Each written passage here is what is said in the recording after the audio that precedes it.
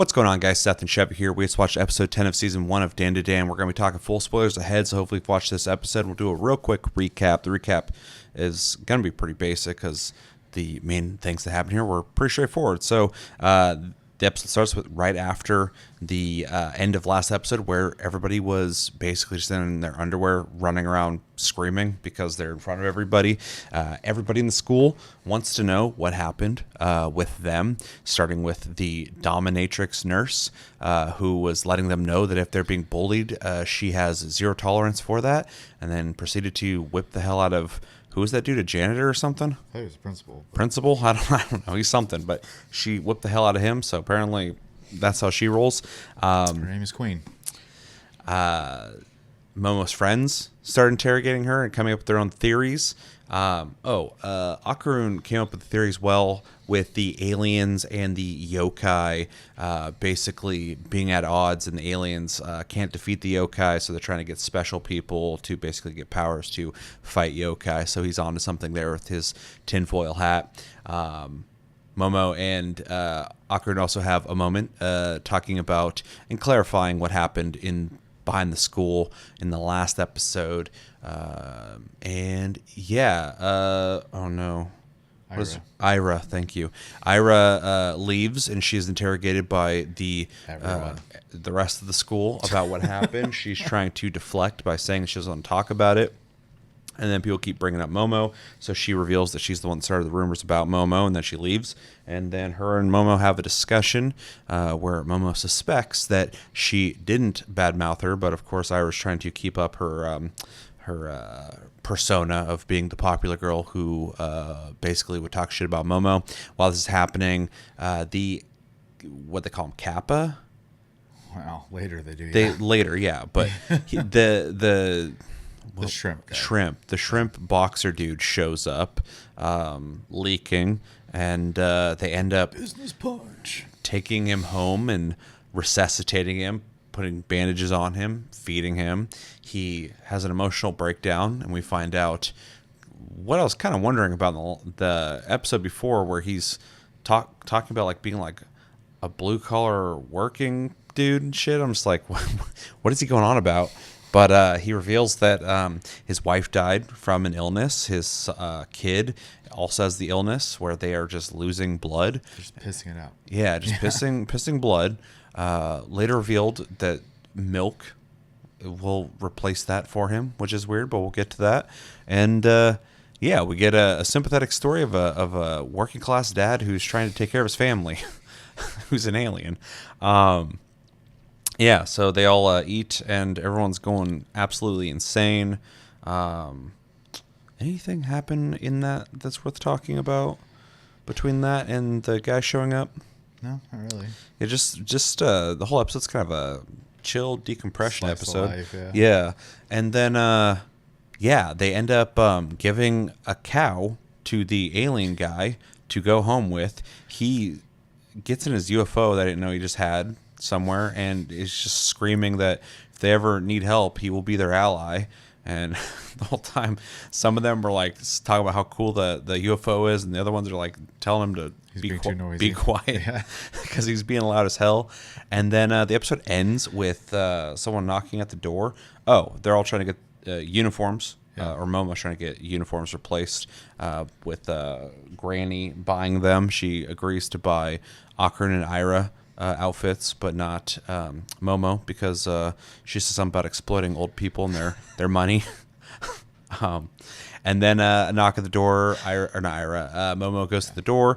A dude walks in, and it is revealed to Okarun that is an old friend of hers when she was a kid, and her first love. And that's the end of the episode, kind of giving us a taste of things getting possibly messy in terms of what they have blooming between them. As if Aira wasn't messy enough.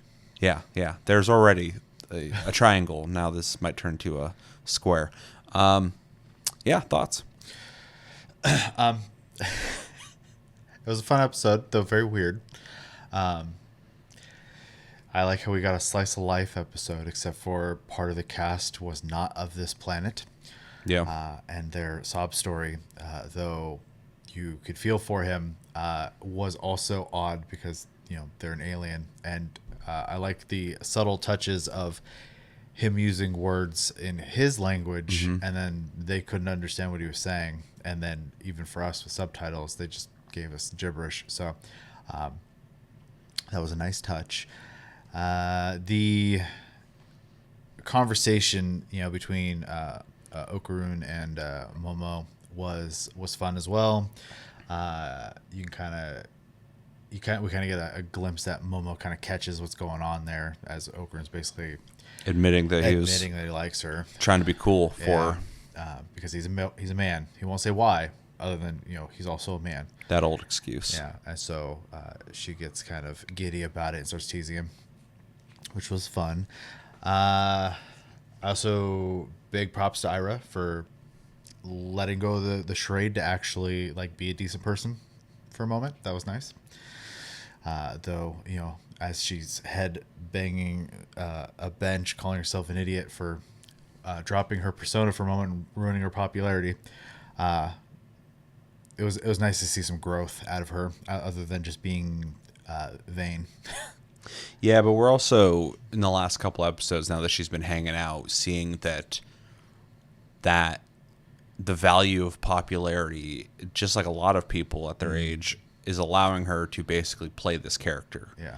Because we're seeing who she actually is, especially when she's fawning over Okarun and acting like a complete idiot. It's completely different than this psychotic popular girl that she's playing up. So yeah, her admitting to something like that is definitely a step in the right direction of kind of getting out of that character that she is, allowing herself to be the real her. Yeah.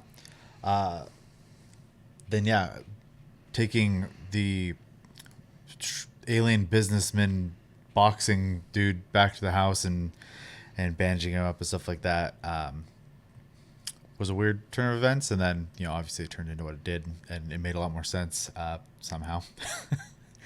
But I am curious if they ever have dinners peacefully in that household, because so far we've only seen chaos when food is involved in that house. Yeah, we haven't even seen Turbo Granny for a whole episode and a half now, and she was there just freaking out too. Yeah, because Okarun ate her sushi. So, and then Momo's grandma, rightfully so, constantly calling them all ungrateful every time she makes them food, and they just bitch and make a mess. So I don't know how she puts up with them, to be honest. True. So, and then the ending, which was an addition to the complicated relationship of teenagers. So I'm sure that will not lead to something completely awkward for the four of them. So yep. But and then the preview at the end had a weird mannequin thing, which I'm looking forward to see what the hell that is even going to be. It looked like a dude with a skin peeled off. Yeah, except for it had the nutcracker type jaw. Oh, maybe it's one of those in health class. That's what I was thinking. Things, yeah. Because even the heart she was holding for a brief second looked like plastic. So yeah.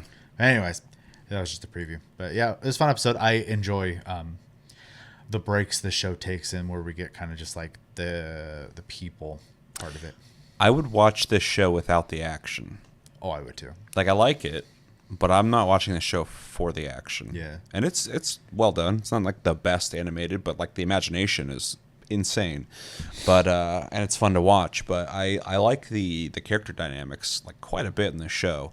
It's definitely the biggest selling point for me, especially because it's a very rare example of a much less archetypical character anime. It has those archetypes for sure, but they're so much more subtle and nuanced than a lot of animes out there. Whereas a lot of animes out there are action-based anime, so you gotta spend less time on the character, more about the action, what's happening. Right. So, but I really appreciate that about the show. It's just the first episode that really got me into the show is when they're walking around the high school and all the shit was happening. So, yeah, it's definitely my more favorite part of the show. And with that, this episode was a lot of fun. I was wondering where things were going in terms of plot, but this episode wasn't really for that. It was a lot of I can't think of the word, but just kind of like a decompression of the last episode and all the things that happened, them kind of getting over it. A lot of fun elements to this episode. Some character development for Aira, which was cool to see. Some relationship progression for Momo and Okarun, which I also liked. Very subtle, but it was good.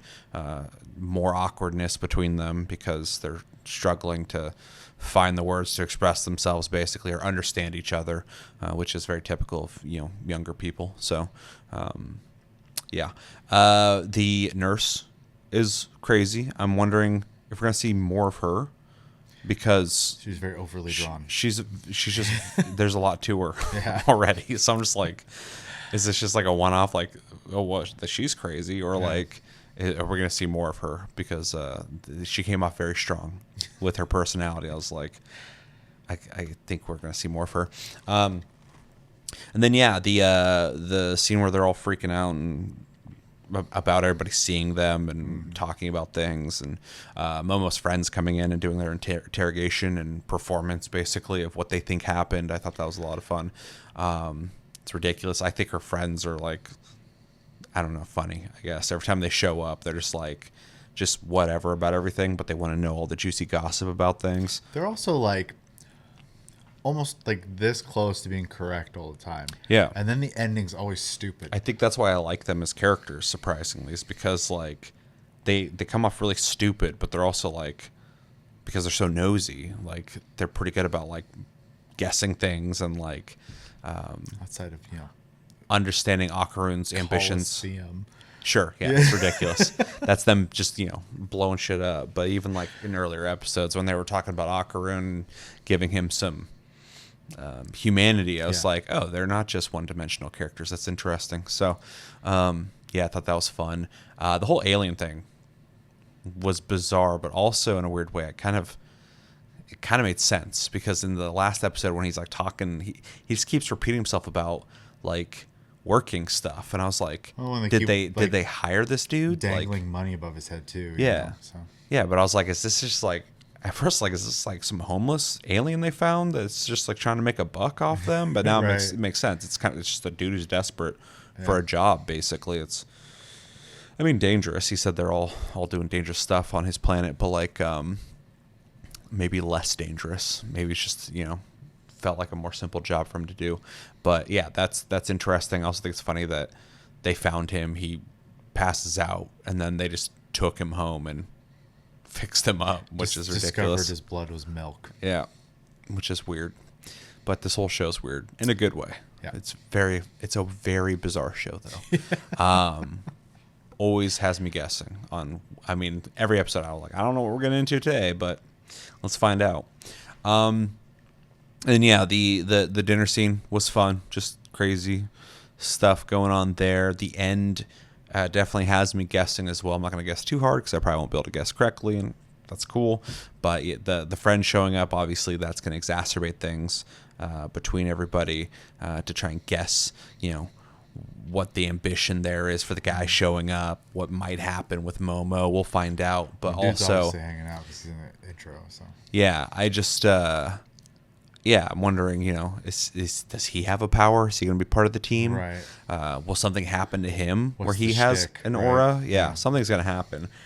In my head, I'm like, is it going to be like a villain, or is it like secret villain? Is he going to be on their team? We'll find out. Right. He's drawn in a way that he's got like red hair and like looks like a character. So we'll find out more about him. It's going to be really weird to have not just like a love triangle thing going on, but also like a fourth factor that even if Momo doesn't exhibit any behaviors that show like she's into him, I'm sure Okarun's still going to be insecure about it. Yeah. So we'll see. But definitely look forward to the next episode. Really enjoyed this episode. And like I said, I really like these slice of life fun episodes that have like heart, humanity to them, but like humor. If this show was just like a romantic comedy, I would be watching it because of just, I really like how it's written, the dynamics, the humor, stuff like that. But yeah, whoever wrote it definitely is good at characters. So. Yeah, I agree. Some of the best character writing in such a short time that I've seen in like an anime in a while. So outside of like a movie, like Your Name or something. Yeah. Most of the time I don't expect dynamics between characters to be written so well in a lot of animes. So yeah, but I really liked the episode. Look forward to the next one. You got anything else? I don't think so. Pretty simple but enjoyable episode. Yeah. Let us know in the comments what do you guys think about this episode. What were some of the standout moments to you, your favorite things, and what are you hoping for in the next episode? What do you think is going to happen? Unless you know, please don't tell us. We have not read the manga, and we are going in blind. Hopefully you guys are as well. And yeah, stay tuned. We're going to have more episodes coming soon. And yeah, I've been Seth. This is Chevy. And until next episode, we'll talk to you guys later.